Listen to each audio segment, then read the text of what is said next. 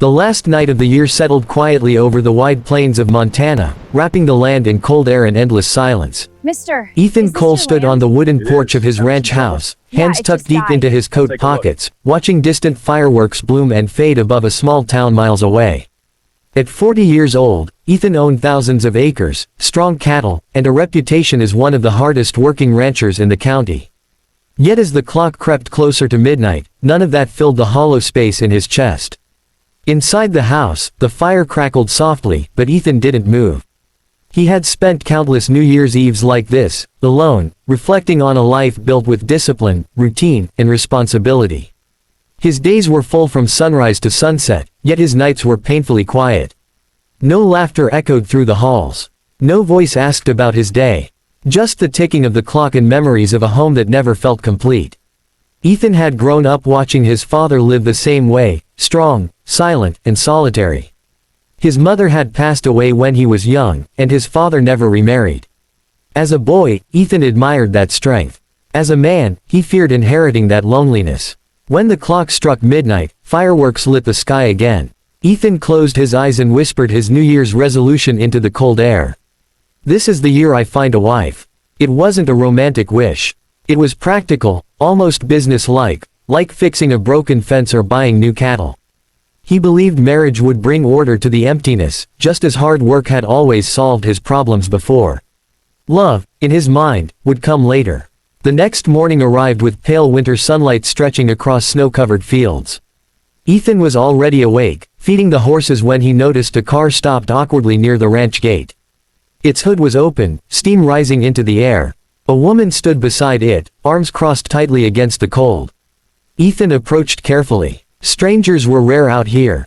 "Car trouble?" he asked. The woman looked up, startled but relieved. She had kind eyes, framed by loose strands of brown hair escaping her scarf. "Yes, I think the engine finally gave up. I was trying to get to the next town." Ethan nodded. "That's a long walk from here." She smiled nervously. "So I'm learning." He introduced himself and offered help, insisting she come inside to warm up while he checked the car. Her name was Lily Harper, a traveling schoolteacher moving between small towns. As they walked toward the house, Ethan felt something unfamiliar, not attraction exactly, but curiosity. He didn't know it yet, but his carefully planned resolution had just taken an unexpected turn. And the woman walking beside him would soon challenge everything he thought he knew about love, marriage, and what it truly meant to not be alone. Lily Harper stayed at the ranch longer than either of them had planned. Ethan's mechanic lived nearly 50 miles away, and winter storms made travel slow and uncertain. What was supposed to be one night turned into several days, and with each passing day, the quiet ranch felt less empty. Lily adjusted easily to ranch life. She woke early, brewed coffee strong enough to satisfy Ethan, and insisted on helping wherever she could. She wasn't clumsy or overly cautious, as Ethan had expected. Instead, she listened carefully, asked thoughtful questions, and learned quickly. Ethan found himself watching her more than he should. How she hummed softly while washing dishes, how she smiled at the horses as if they understood her. Evenings became their shared time. They sat by the fireplace, boots drying near the flames, snow tapping gently against the windows. Conversation flowed in a way Ethan wasn't used to. Lily talked about teaching children in small American towns, about moving often, about never staying long enough to grow roots. She spoke with warmth but without complaint. Eventually, Ethan mentioned his New Year's resolution. "I decided it's time to get married," he said one night, staring into the fire rather than at her. "A man shouldn't grow old alone." Lily turned to him, her expression calm but curious.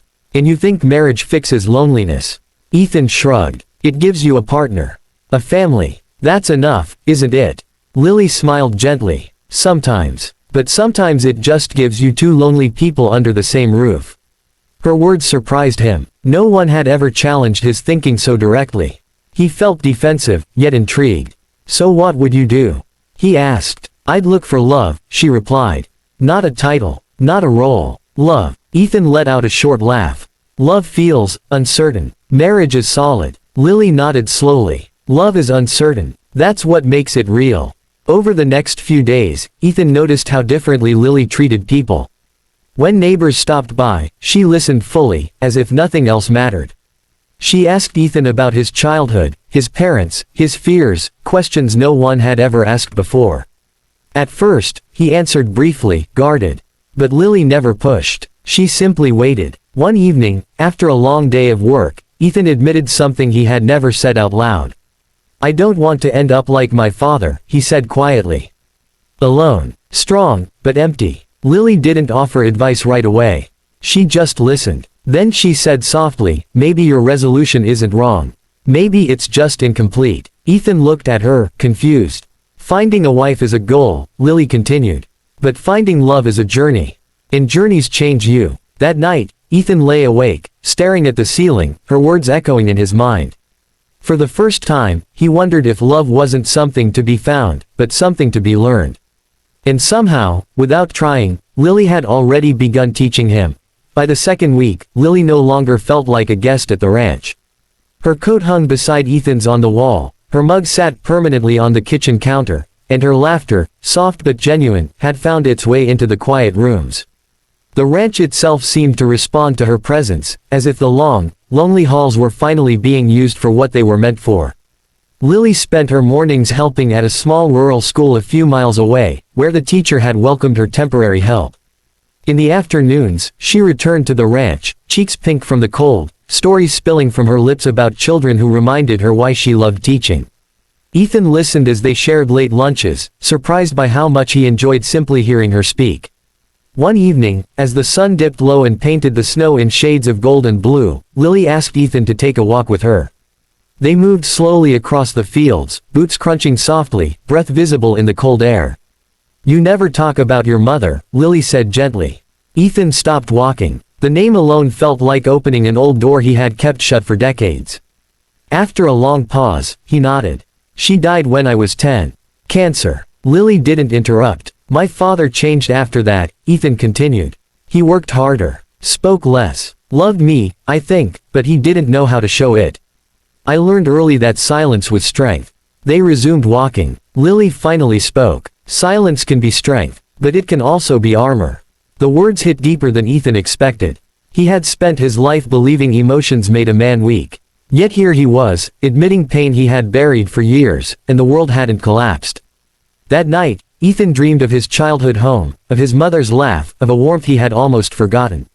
When he woke, something inside him felt lighter, unsettled but alive. Over the following days, Ethan began changing in small ways.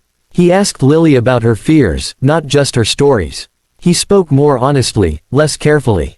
He found himself laughing, real laughter, not the polite kind used with neighbors. And each change felt less like effort and more like relief. One afternoon, Lily found him repairing an old fence alone. "You don't have to carry everything by yourself," she said, handing him a tool. Ethan looked at her, surprised. "I always have." Lily smiled. "That doesn't mean you always should." For the first time, Ethan understood that love wasn't about being completed by another person. It was about allowing someone close enough to see the cracks, and choosing not to hide them. As night fell, Ethan stood on the porch again, the same place he had made his New Year's resolution. But the words felt different now. He didn't want a wife simply to fill the silence. He wanted connection, understanding, something real. And slowly, without realizing it, he was learning that the heart opens not when you search for love, but when you finally allow yourself to feel it. The changes in Ethan were subtle at first, almost invisible to anyone but Lily. He began greeting mornings with less urgency and more awareness, pausing to watch the sunrise stretch across the snowy fields instead of rushing straight into work. Tasks that once felt like burdens now felt shared, even when he worked alone. Something inside him had shifted, loosening a tightness he hadn't known he carried. Lily noticed it most when neighbors stopped by the ranch. Ethan listened more carefully, asked questions, and offered help without the usual guarded distance. When an elderly rancher mentioned struggling with repairs, Ethan volunteered an afternoon without hesitation. Lily watched quietly, pride shining in her eyes. He wasn't changing for her approval, he was changing because he finally understood connection. One afternoon, heavy snow began to fall, blanketing the land in white silence. Lily and Ethan took shelter in the old barn, the smell of hay and wood filling the air. They sat on overturned crates, sipping coffee from a thermos Lily had brought. "Do you ever wish you had stayed in one place?" Ethan asked. Lily considered the question carefully. Sometimes. But I was afraid of settling before I knew who I was. Ethan nodded slowly. He realized how much of his life had been lived out of duty, not choice. He had inherited the ranch, the expectations, the silence. Loving Lily had never been his plan, but learning from her had become unavoidable. That evening, they walked the property line together, the sky glowing soft pink as the sun set. Lily spoke about her dream of opening a small community school, one that valued kindness as much as education. Ethan listened, imagining her dream rooted here, then stopped himself. Possession was old thinking. Partnership was new. I used to think love meant holding on, Ethan admitted. Now I think it might mean standing beside someone, even if they choose a different path. Lily stopped walking. She turned to him, surprised. That's a beautiful way to see it. Snowflakes drifted between them, slow and quiet. For a moment, neither spoke. There was no rush, no pressure, only understanding. Later that night, Lily found Ethan in the living room, sorting through old photographs. He hadn't touched them in years. She sat beside him as he showed her pictures of his parents, his childhood home, his father standing stiff and proud. I don't want to repeat this life, Ethan said. Strong, but closed. Lily placed her hand gently over his. You won't. You're already choosing differently. The warmth of her touch wasn't romantic in the usual sense, it was steady, grounding. Ethan realized something important then. His New Year's resolution was no longer about finding a wife. It was about becoming a man capable of love, honesty, and vulnerability. As the fire burned low and the house grew quiet, Ethan felt a calm certainty settle over him. Whatever happened next, whether Lily stayed or left, he would never return to who he had been before. The call from the mechanic came early in the morning. Lily's car would be ready by the next afternoon. The news landed quietly between them, like fresh snow, soft, unavoidable, and heavy with meaning. Ethan nodded when Lily told him, forcing a smile, but inside, a familiar fear stirred. The ranch already felt too quiet again. Lily spent the day packing her things, moving slowly, as if she were memorizing the space. Ethan found reasons to stay busy, checking fences, feeding livestock, fixing a gate that didn't truly need repair. He told himself this was what strength looked like. But it felt more like avoidance. That evening, they shared dinner in near silence. Finally, Ethan set his fork down. I don't want you to leave, he said, voice steady but honest. But I won't ask you to stay if it means trapping you. Lily looked at him, surprised. Then she smiled, not sadly, but warmly. That's the first time someone has said that to me. They stepped outside after dinner. The sky was clear, stars scattered bright across the Montana night. Cold air filled Ethan's lungs as if grounding him. I've spent my life believing love meant holding on tightly, he continued. But you taught me something different. You taught me that love can let go, and still care. Lily's eyes softened. You learned that yourself. I just asked questions. They walked slowly to the fence line where they had stood days before. Silence wrapped around them, but it no longer felt empty. I leave places before they start to hurt, Lily admitted. It's easier that way. Ethan nodded. I stayed in one place because I was afraid of change. They laughed softly at the contrast. That night, Ethan slept deeply for the first time in years. There was no panic, no restless thoughts. Just peace. The next day, he drove Lily into town. When they reached the mechanic's shop, she stepped out of the truck and turned to him. I don't know what comes next, she said. Ethan met her gaze, calm and clear. Neither do I. But I know who I want to be, someone honest. Someone open. Lily smiled. That's more than most people figure out. They hugged, not rushed, not desperate. Just real. As Ethan drove back to the ranch alone, the land no longer felt like a prison. It felt like a home he had finally learned how to share. That evening, he stood on the porch once more. The same sky, the same land, but a different man. His New Year's resolution had not failed. It had transformed him. And sometimes, letting go isn't the end of love. Sometimes, it's the beginning. New Year's morning arrived quietly at the ranch. No fireworks, no countdowns. Just a pale winter sun rising over the snow-covered fields, turning everything gold. Ethan stood by the window with a cup of coffee, watching steam rise from the barns as the animals stirred awake. For the first time in years, the silence didn't feel heavy. It felt peaceful. He spent the morning doing ordinary work, feeding the horses, repairing a loose gate, clearing snow from the path. Yet everything felt different. He wasn't rushing to escape his thoughts anymore. He welcomed them. Lily's words echoed gently in his mind, not as instructions, but as reminders of who he had become. That afternoon, a familiar car pulled up near the ranch gate. Ethan froze. He stepped outside slowly, heart steady but curious. Lily stood beside the car, hands tucked into her coat, smiling, not nervously, not uncertainly, but with calm confidence. "I wasn't stranded this time," she said. "I came back because I wanted to." Ethan felt something warm spread through his chest, but he didn't rush forward. He didn't promise forever. He simply nodded. "I'm glad you did." They walked together across the land, the same fields where so many quiet conversations had changed him. Lily told him she had turned down another teaching assignment. She wasn't ready to run anymore. Not because she needed Ethan, but because she wanted to explore the possibility of staying.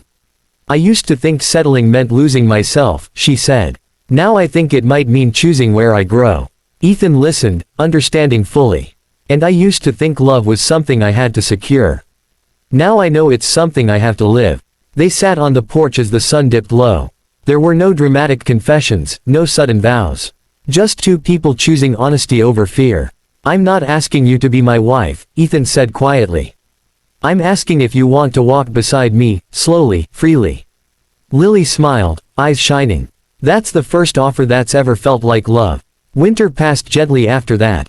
Lily stayed, not as a guest, not as a promise, but as a partner in possibility. She taught at the local school. Ethan learned to share his space, his time, his heart. Some days were uncertain, some were joyful, all were real. On the next New Year's Eve, they stood together on the porch, fireworks blooming again in the distance. Ethan didn't make a resolution this time. He didn't need to, because he hadn't found a wife by searching. He had found love by learning how to listen, how to let go, and how to choose someone not out of fear of being alone, but out of the joy of being together.